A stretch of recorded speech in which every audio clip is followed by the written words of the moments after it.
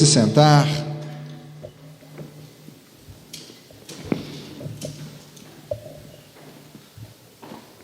Nós estamos muito felizes, né? Está se iniciando um novo mês e nós cremos que será um mês de bênção sobre a nossa vida, amém? Nós estamos felizes, irmãos. Nós começamos hoje a mexer na nossa escolinha ali, né? Oh, glória a Deus, eu ouvi um uhul. Quem que falou uhul aí? Você? Nós começamos a mexer na nossa escolinha, amém? Já começamos hoje, o Rivaldo está até lá mexendo, né? Tampar, para que não venha, a gente tenha o controle do vento. Já encomendamos agora o escorregador também, para as crianças menores. Estamos vendo o gramado sintético, verdinho, para as crianças, fazer um cercadinho para os pequenininhos, né? Cercadinho para as tias? Já estamos vendo as cadeiras, as coisas, né? Estamos organizando, queremos que nesse mês nós vamos já dar uma boa ajeitada. Nós vamos fazer um trabalho também para poder colocar TV tanto para os menores quanto para os maiores. Nós queremos dar uma melhorada para as crianças, né? A gente primeiro mexeu aqui na frente, e as crianças, então, cobrimos, fazemos as divisões, tudo certinho, mas agora está na hora de investir para eles também, né?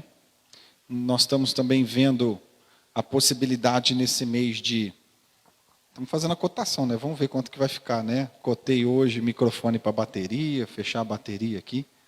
Olha a cara deles, até brilha, gente. E vamos ver, vamos que vamos. É ou não é, irmãos? Olha, que glória a Deus, mais xoxo, credo. Até parece que você está com frio. Parece ou está? Mateus, capítulo 16. Abre sua Bíblia em Mateus, capítulo 16.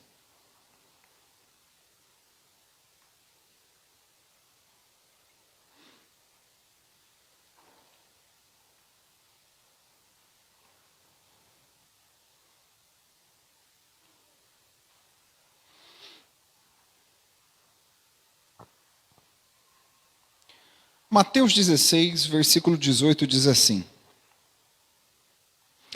Portanto, eu lhe digo, você é Pedro, e sobre esta pedra construirei a minha igreja, e nem a morte poderá vencê-la. E eu lhe darei as chaves do reino do céu, e o que proibir na terra será proibido no céu, e o que permitir na terra será permitido no céu. Essa declaração aqui, ela surgiu a partir de qual conversa? Jesus vira para os discípulos e pergunta assim: quem que vocês dizem que eu sou? E o que estão falando por aí? Jesus queria saber naquele momento o que as pessoas pensavam. E aí, uns estão dizendo que o senhor é Elias, outro é João Batista. E Jesus vira e pergunta: e vocês, o que vocês acham? Pedro vira e diz assim: o Senhor é o Cristo, Filho do Deus vivo. A Bíblia diz que Jesus vira e diz assim, aonde nós lemos: você é feliz porque esta verdade não foi revelada a você por nenhum ser humano, mas veio diretamente do meu Pai que está no céu. Portanto, eu lhe digo, Pedro, sobre esta pedra construirei a minha igreja, e nem a morte poderá vencê-la. Quer dizer, Jesus estava falando que a igreja seria edificada sobre ele, sobre Cristo. Preste atenção numa coisa. Nós estamos começando uma série hoje que fala sobre ser igreja. E o que é ser igreja? Ser igreja é algo totalmente especial. Ser igreja não é uma placa de igreja. Ser igreja é entender quem nós somos em Cristo. Porque não é frequentar uma igreja que te torna igreja, mas quem você é em Cristo que te torna uma igreja. Igreja não é aonde nós estamos indo. Igreja é quem nós estamos sendo. Igreja, você não é porque eu estou frequentando. Não, isso não te torna igreja. O que te torna igreja é você realmente ser alguém que está firmado em Cristo. Isso nos torna igreja. E por isso, eu estava lembrando de uma história que eu ouvi uma vez e eu quero compartilhar com vocês. Logo para a gente já iniciar nos tópicos seguintes. Pensa uma coisa. Um homem que ficou ilhado. Pense nisso. Um homem que ficou sem acesso à internet, sem acesso à televisão. E ele ficou um tempo ilhado, somente com uma Bíblia. E esse cara, ele começa a ler a Bíblia, ele lê a Bíblia, ele lê Atos, ele vê a igreja, como a igreja nasce, como a igreja se posiciona, como a igreja atuava, como a igreja era cheia de amor, cheia de sinais, preocupada. Imagina isso.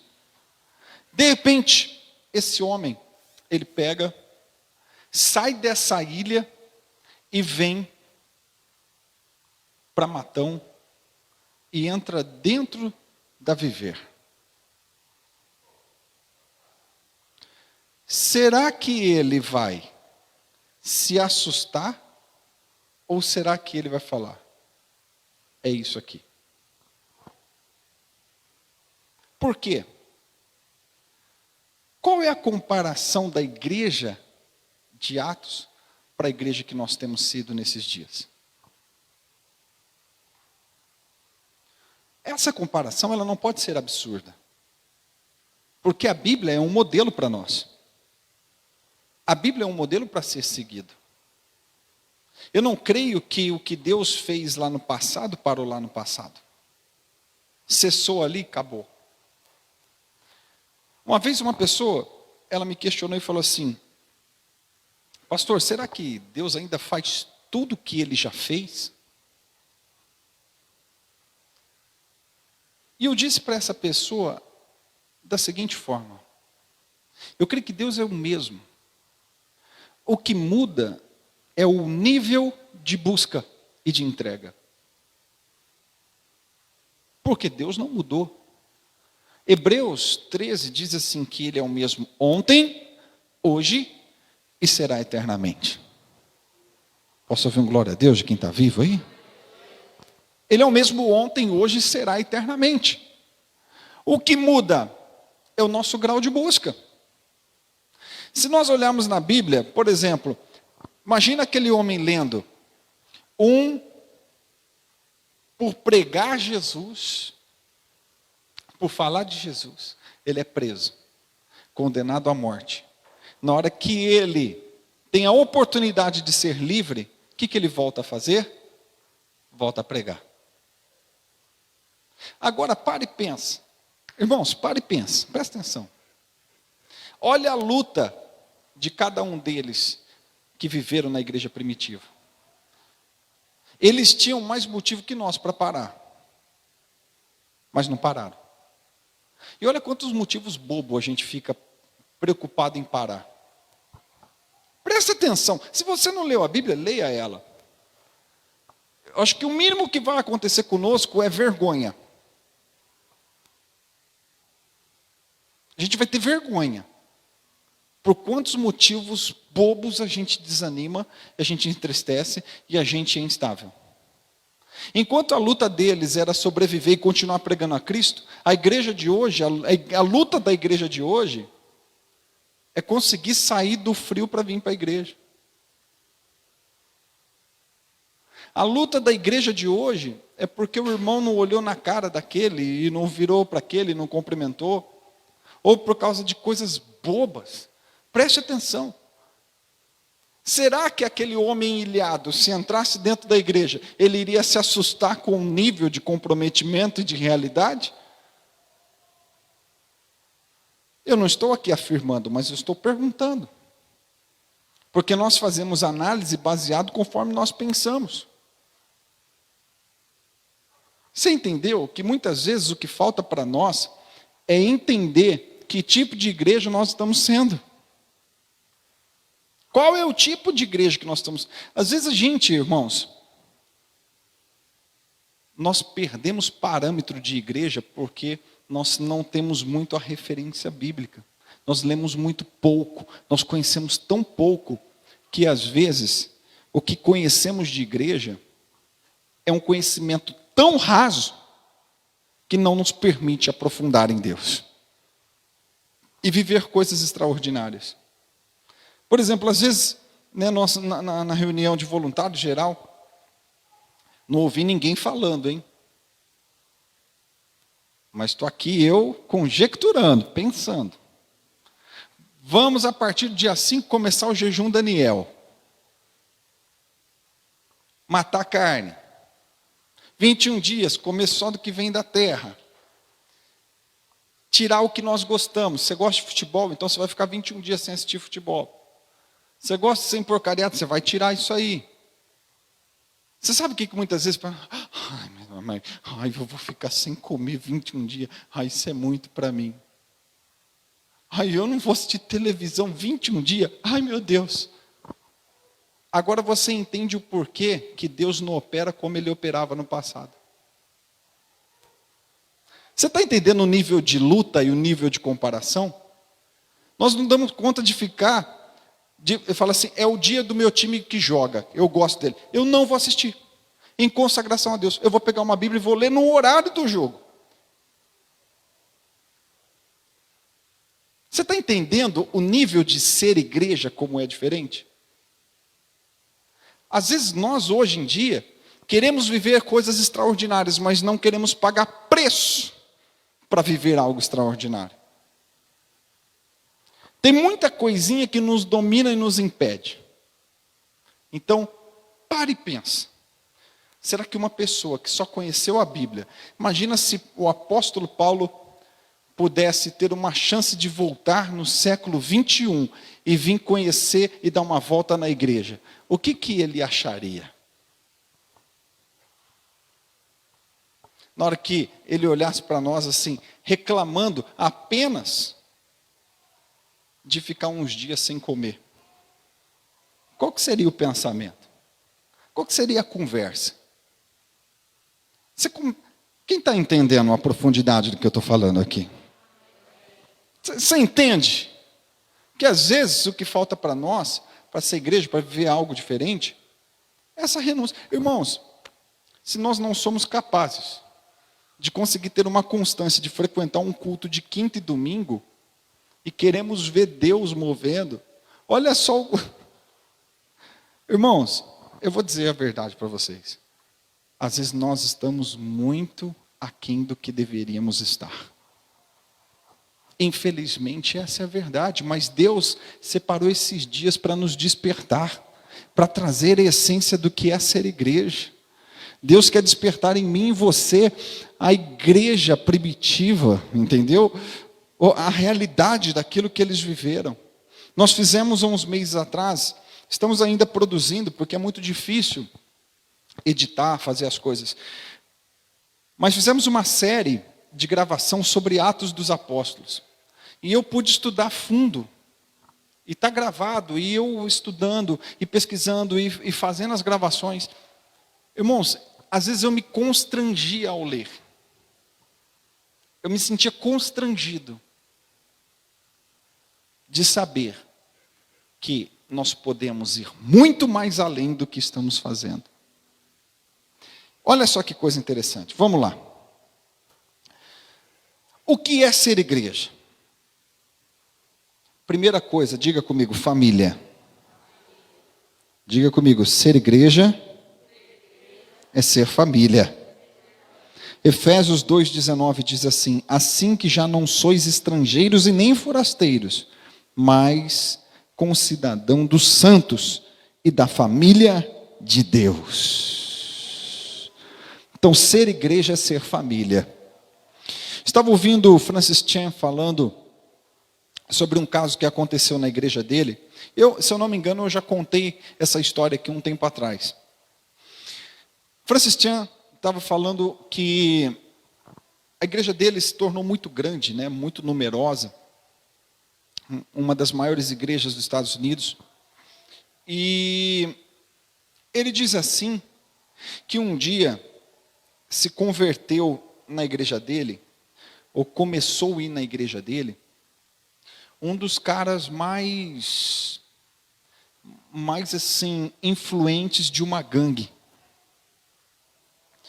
E aquele homem, né, pelo fato da igreja ter crescido muito, um dia ele encontrou esse cara, esse líder da gangue, na rua, e disse assim: olha, eu não estou te vendo, faz tempo que eu não estou te vendo na igreja. O que aconteceu? Diz que, naquele momento, o homem virou para ele e falou assim: eu parei de ir, e já faz um tempo. Ele falou assim: você sabe o que acontece? Lá fora, eu vim com uma mentalidade da gangue do crime. Que se um precisasse, o outro era capaz de morrer, de se lançar na frente de uma bala pelo outro. Eu falei, só que dentro da igreja não. Eu não vi isso. E às vezes falava assim, é irmão, mas irmão até que ponto? E ele fala que aquilo mexeu com ele de uma certa forma. E ele escreveu um livro muito interessante, eu até aconselho você a ler, que chama Loucos por Amor. Falando sobre a questão do amor. Irmão, amor por irmão, amor a Deus. É muito, muito interessante esse livro. Loucos por Amor chama. Até quem tem o aplicativo e o Version, que a gente sempre aconselha aqui o pessoal instalar, tem esse plano de leitura bem reduzido, mas tem lá. Loucos por Amor chama. E ele conta essa experiência que ele teve com esse líder dessa gangue. Porque ele percebeu que dentro da igreja, às vezes, era o quê? Paz e irmão. Vem aqui, paz e irmão. Era só assim, ó. Na igreja, paz e irmão. Tudo bem? Deus abençoe. Ele lá e eu aqui. Aí era domingo. Paz, tudo bem? Bom. Ele lá e eu aqui. Mas ninguém de verdade se importava com o que ele estava passando, o que ele estava enfrentando. E o que acontece conosco? Por que ser igreja é ser família? Porque a igreja, às vezes ela cria um hábito ou uma mentalidade muito errada. Que parece que o pastor é o dono da obra, que o pastor é o único que tem que ir atrás do outro. Tem gente, irmão, que se eu não for atrás, não vem, porque outros não vão atrás. Que se eu não mandar mensagem, outro não manda. Que se eu não for atrás, a pessoa não aparece. Das duas, uma, ou a pessoa está mal acostumada, ou ninguém entrou em contato, ninguém se importou. Agora, o que é ser família? Se você tem filhos, adolescente, você vai entender o que eu vou te falar. Se o teu filho deu 11 horas, ele não chegou dentro de casa, o que você faz? Hã? O que você faz? Vamos supor, a Tainara fala assim, para você, Cátia, 10h30 eu estou em casa, 11 horas ela não apareceu, o que você vai fazer? Vai atrás onde estiver, vai ligar, vai até com a cinta na mão, vai ou não vai? e traz com uma quente e uma fervendo. Você está entendendo o que é ser família? Às vezes, irmão, o que é ser família? Vem aqui de novo. Hoje você vai acordar. Ser família é isso aqui. Tudo bem? Bom. Saí. Voltei domingo. Ele não está. Ele não apareceu. Quinta-feira ele não apareceu. O que eu faço? Vou lá onde ele está. E aí, o que está acontecendo? Faz 2 dias que você não aparece. É muita luta. Tá luta? Não, nós tá junto, então você vai sair dessa. Você vai vencer.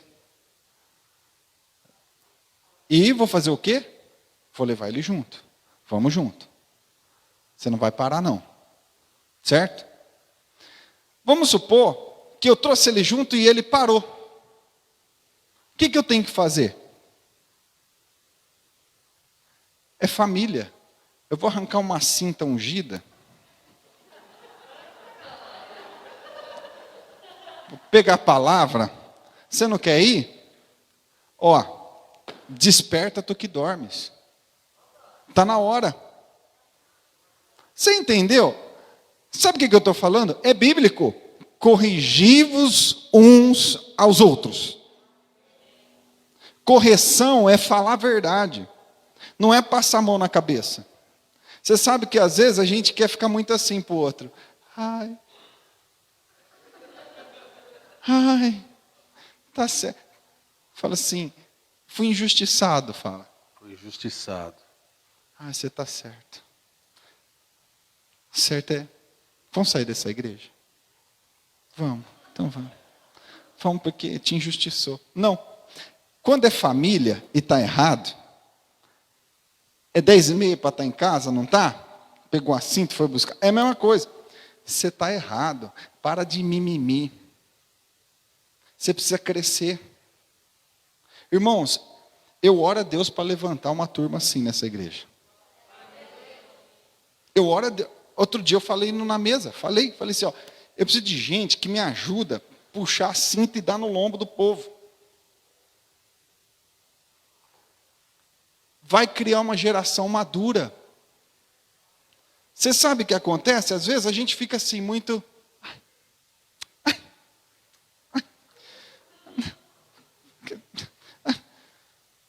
Isso não é ser igreja.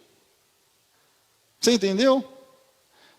Deus abençoe. Só uma simulação, tá? Você sabe o que acontece? A Bíblia fala que Pedro e Paulo teve uma divergência teológica. Não, tem que circuncidar, não tem que circuncidar. E cada um defendendo o seu ponto e falando e tal. E a conversa nível... sem mimimi. A Bíblia fala que Paulo, em determinado momento, ele teve uma discordância. Ele falou assim, eu não quero que Marcos venha junto. E ali eles começaram a discutir, a divergir, e cada um foi para um canto. Paulo pegou Silas e foi para cá, Barnabé pegou Marcos e foi para lá. Mas ninguém parou. Ó, não concordo, então vai, não vai. É isso aqui. Porque a gente precisa entender que ser família... Olha para o teu lado esquerdo. Olha para o esquerdo. Olha para o direito. Está olhando? Está vendo? Olha para trás aí. Viu? Isso é tua família. Tua família da fé. Às vezes, esse que está do teu lado vai precisar de um puxão de orelha. E não precisa. E não precisa. E fala para mim se não precisa. Ou você é tão santo que não precisa de um puxão de orelha. Precisa ou não precisa? Ou tem alguém do teu lado que está até com a auréola aí, de tão santo que não precisa de... Precisa. Vai ter uma hora que esse aí do seu lado vai precisar de um puxão de orelha. E você pode ser essa pessoa. Então isso é ser família. Você entendeu? É ser família. Olhar no olho da pessoa e falar assim, você está faltando demais, o que está acontecendo? Não, fala real, senta aqui, fala real, vai. É nós dois, olho no olho. Então, porque... Aí, por exemplo, se você não entende que você é família, entendeu? Mas eu estou falando de ser família justa, baseado na palavra. Chamar atenção para o bem. Porque, por exemplo, eu chamo a atenção de muita gente. E às vezes eu acho tão legal que eu chamo a atenção e a pessoa sai sorrindo ainda. Porque eu chamo no amor, entendeu? A minha chamada de atenção não é para derrubar, é para levantar. É isso que eu quero te dizer. Você não vai chegar no outro e falar assim, vá, seu Saul, seu desviado, carnal. Não, meu querido, é pegar no braço da pessoa e falar, você está errado, mas você vai mudar, você vai se levantar, você vai vencer, você vai conseguir. Você entendeu? É corrigir, mostrar que está errado, mas mostrar que também tem uma solução. Isso é ser família. Entendeu? Você não vai virar para o seu filho de sangue e falar assim, você é uma perdição, você não tem jeito. Você não vai fazer isso. Você pode até falar, você está errado, não faz isso, e não sei o quê. Mas a mãe quer o teu bem. É assim. A mãe não vai. A minha mãe falava isso para mim. Se ela estiver assistindo, ela vai até deixar um coração ali. Ai, filho, você está me dando um trabalho, você precisa parar, e não sei o quê. E no final acabava assim, mas a mãe te ama. É assim, entendeu? Isso é família. É assim que funciona. Isso é ser igreja. Você quer ver outra coisa que é ser igreja? Efésios 2,16 diz assim: e pela cruz reconciliar ambos com Deus em um corpo, diga, em um corpo, matando com elas as inimizades. Meu Deus do céu, é hoje, hein? E pela cruz reconciliar ambos com Deus em um corpo, matando com elas as inimizades. Ser igreja é ser um corpo. A Bíblia diz, né, que um é o pé, outro é a mão, outro é o nariz, outro é a boca, outro é o olho. Quer dizer, cada um tem uma função aqui dentro. Todos são importantes. Cada um tem uma função. Todo mundo aqui tem um porquê e uma importância. Nós somos um corpo. O interessante é que o quê? Corpo, igreja, corpo, ele tem algumas observações que são legais. Por exemplo, se um lado crescer mais que o outro, tem alguma coisa com problema. Se a pontinha tiver mal, o corpo não está bem. Entendeu? Então, a igreja precisa entender, nós somos um corpo. Então, se tem alguma coisa que não está legal lá no canto, a igreja não está bem, o corpo não está bem, não está legal. Precisa ser curado, sarado, tratado. A igreja precisa aprender a ajudar a parte do corpo que não está bem a ser sarada. Isso é muito importante. A igreja em si, ela não pode estar doente. Ela precisa estar sarada. Um corpo doente não avança. Um corpo doente não alcança os seus objetivos. Mas um corpo sarado, ele avança. E eu estou falando aqui sobre igreja, sobre pessoas. Por exemplo, se o teu dedão está ruim, o que você vai fazer? Você vai procurar uma maneira de curar e sarar ele. Você não vai cortar a mão fora porque o dedão está ruim. E às vezes nós fazemos isso. Vamos cortar. O dedão está ruim, corta. Manda embora.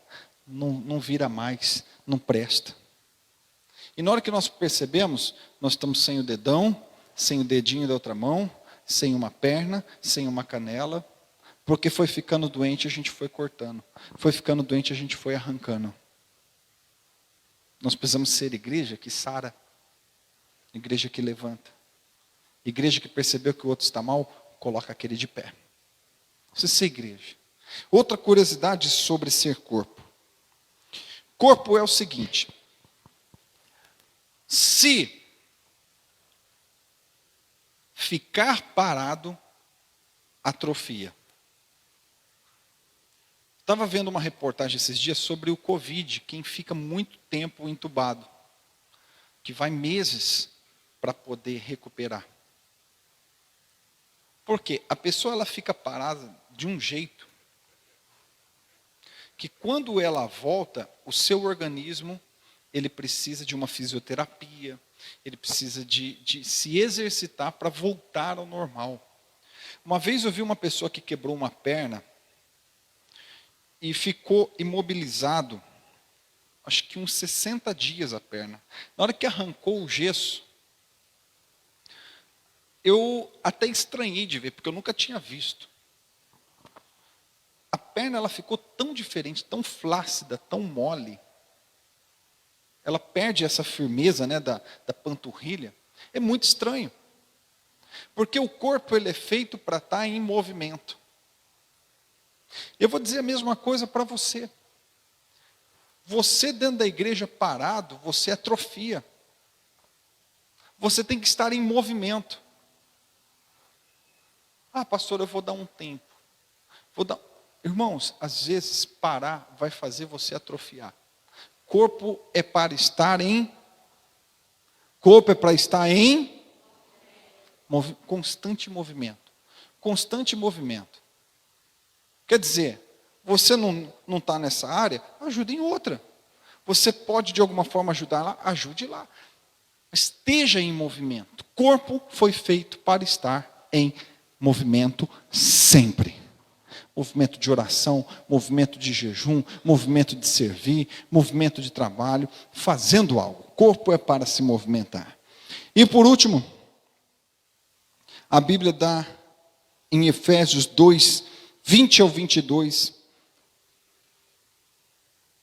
a seguinte colocação: edificados sobre o fundamento dos apóstolos e dos profetas, de que Jesus Cristo é a principal pedra da esquina, no qual todo o edifício, bem ajustado, cresce para o templo santo no Senhor, no qual também vos ajuntamente sois edificados para a morada de Deus em Espírito. Então, a Bíblia diz que ser igreja é ser templo de Deus. Ouça bem, ser igreja é ser habitação do Espírito Santo. Eu sou igreja, então quem habita em mim? O Espírito Santo. Então isso é muito, muito, muito forte. Porque quem habita em nós é o Espírito do próprio Deus. Ser igreja é saber que um dia Deus deixou a sua presença de estar numa arca feita por mãos humanas para poder habitar dentro do próprio homem. Para poder estar dentro de mim e de você. Ser igreja é ser habitação do Espírito Santo. Então você não carrega qualquer um dentro de você. Você carrega o próprio Deus. Então, por isso é uma responsabilidade de cultivarmos em nós o Espírito, de sabermos que quem está conosco não é qualquer um, mas é o Espírito Santo. E o Espírito Santo, ele não fica e não compactua de qualquer coisa. A presença de Deus, ela não permanece em qualquer lugar. Eu quero dizer para você, se você não cuidar da sua casa, se você não cuidar do seu templo, se você não cuidar de você, o Espírito Santo simplesmente ele pode falar assim: eu não quero morar aqui, porque eu não habito em lugar sujo, eu não habito onde tem pecado, eu não habito aonde eu não sou bem tratado. O Espírito Santo ele quer habitar em nós, e nós fomos escolhidos e chamados para ser templo, habitação. Você tem consciência de como é poderoso isso? Por isso, meu querido, nós devemos cultivar, nós devemos valorizar e entender que o que Deus tem para nós é algo poderosíssimo. Ser igreja não é ser qualquer coisa. Por isso eu disse para você no início, ser igreja não é para qualquer um, não. Não é algo qualquer. Ser igreja é muito especial. Ser igreja é ser família, ser igreja é ser um corpo, ser igreja é ser habitação do próprio Deus. Eu quero orar com você nesse momento. Quero que você se coloque de pé.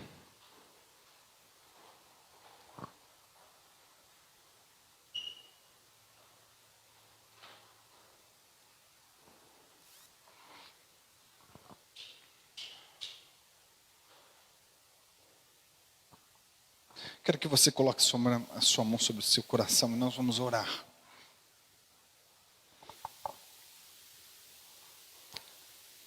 Nós vamos fazer um compromisso para essas próximas quintas-feiras. De entender que o Senhor nos chamou para ser qualquer coisa. De crescer nesses dias. Nós estamos aí perto e à porta de dias que nós vamos se levantar para matar nossa carne, para buscar mais de Deus, para ter mais de Deus. Nós até preparamos, né? Na última semana desse mês, nós vamos ter uma conferência do Espírito Santo, que vai ser dias que nós vamos se lançar e buscar a face desse Deus, vamos provar de coisas extraordinárias. Por isso, queridos, o Senhor nesse mês vai nos preparar. Essas quintas-feiras, Deus vai trabalhar no nosso coração. E eu quero que você desperte hoje para fazer um propósito, um compromisso com Deus, de entender que você não é qualquer um, mas você é a igreja do Senhor nessa terra. Senhor, meu Deus e Pai, eu oro agora, meu Deus, por este homem, por esta mulher, eu oro por essa pessoa que ouviu essa palavra, que entendeu, meu Deus, tudo aquilo que foi ministrado nessa noite. Que o Senhor enche essa pessoa, que o Senhor trabalhe no coração desse homem e dessa mulher. Nós fazemos um propósito hoje, para sair daqui, meu Deus, e entender que nós somos igreja, que nós somos, meu Pai, aqueles que o Senhor escolheu, para que nessa terra fosse aqueles que se tornassem o templo, a habitação do Teu Espírito. Por isso, meu Pai, que visões sejam despertadas, que consciências sejam despertadas, que nós somos família, que nós somos corpo e que nós somos templo. É isso que nós queremos, meu Pai, nessa noite, entender e viver a Tua palavra, no nome de Jesus.